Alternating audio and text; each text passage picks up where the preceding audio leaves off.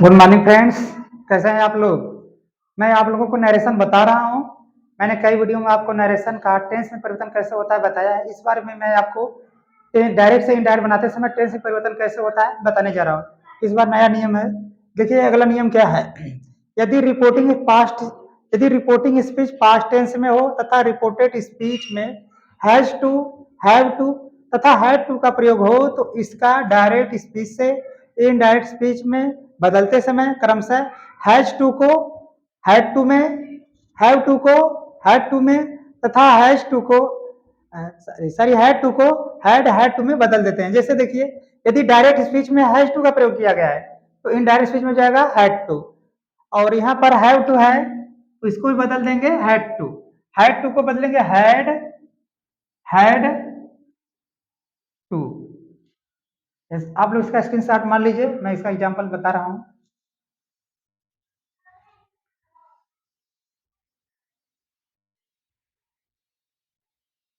देखिए एग्जांपल,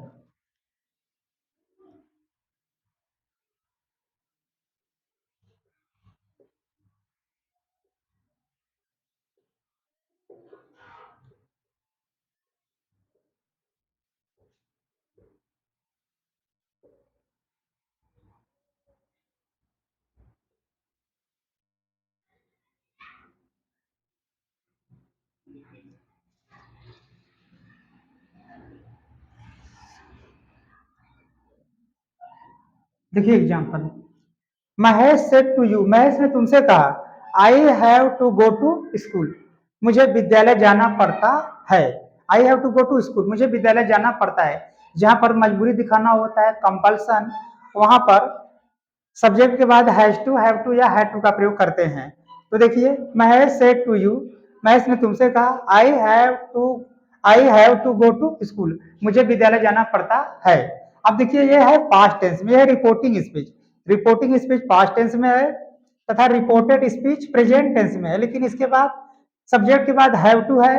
अगर reported speech में सब्जेक्ट के बाद has to, have to, had to हो तो इसको डायरेक्ट स्पीच से इनडायरेक्ट में कैसे बदलेंगे। हैज टू को बदल देंगे हैड टू में, हैव टू को बदलेंगे हैड टू में, हैड टू को बदलेंगे हैड टू में। देखिए यह है डायरेक्ट स्पीच।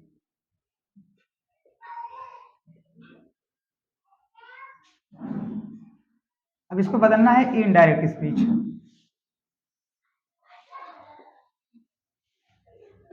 देखिए महेश को महेश लिखेंगे,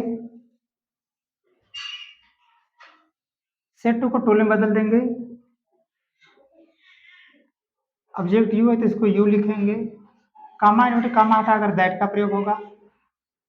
इसके बाद देखिए रिपोर्टेड स्पीच का सब्जेक्ट आई है, आई को रिपोर्टिंग स्पीच के सब्जेक्ट के हिसाब से बदलेंगे। तो यहाँ का सब्जेक्ट क्या है, महेश। थर्ड पर्सन का पुरुष एक वचन है, थर्ड पर्सन का पुरुष और एक वचन है तो इसके लिए आएगा ही। अब देखिए इसमें हैव टू है, इसे बदल देंगे हैड टू। इसके बाद वर्ब गो टू स्कूल,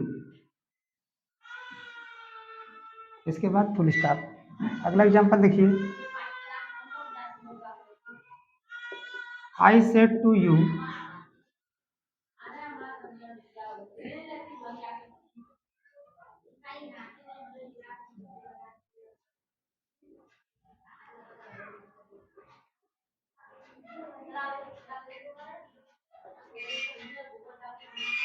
देखिए अगला example, I said to you, मैंने तुमसे कहा he has to play cricket, उसे क्रिकेट खेलना पड़ता है। ये देखिए रिपोर्टिंग स्पीच पास्ट टेंस में है और रिपोर्टेड स्पीच प्रेजेंट टेंस में है, यानी ये करा है उसे क्रिकेट खेलना पड़ता है। तो देखिए इसका डायरेक्ट स्पीच से इनडायरेक्ट में बदलेंगे तो क्या होगा, यह है डायरेक्ट स्पीच।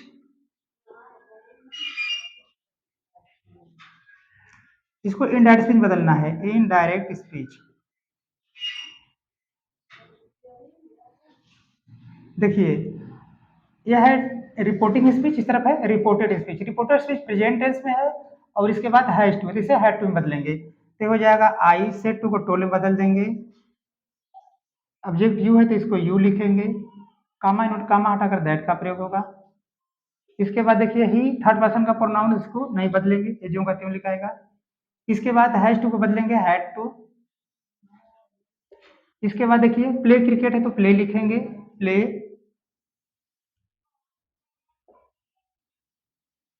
ये हो गया। इसका मतलब हो गया आई टोल्ड यू, मैंने तुमसे कहा कि he had to play cricket, उसे क्रिकेट खेलना पड़ता था। आप लोग इसका स्क्रीनशॉट मान लीजिए, मैं अगला बता रहा हूँ एग्जाम्पल।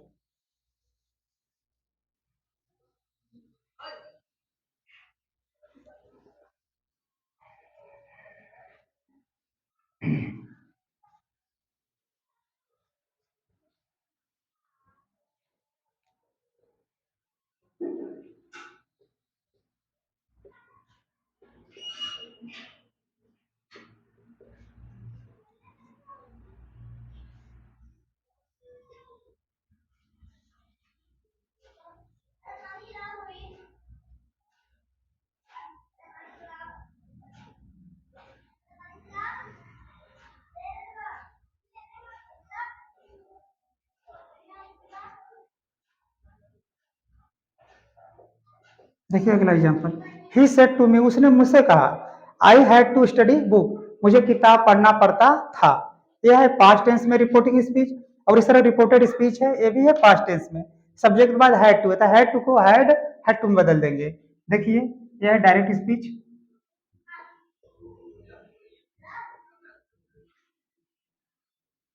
इसको इनडायरेक्ट स्पीच बदलेंगे।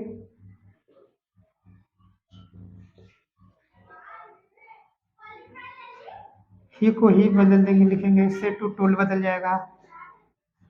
ऑब्जेक्ट मी है तो उसको मी लिखेंगे, कामा हटाकर दैट का प्रयोग होगा। अब देखिए रिपोर्टेड सब्जेक्ट आई है, तो आई को रिपोर्टिंग स्पीच के सब्जेक्ट के हिसाब से बदलेंगे, तो ये हो जाएगा ही।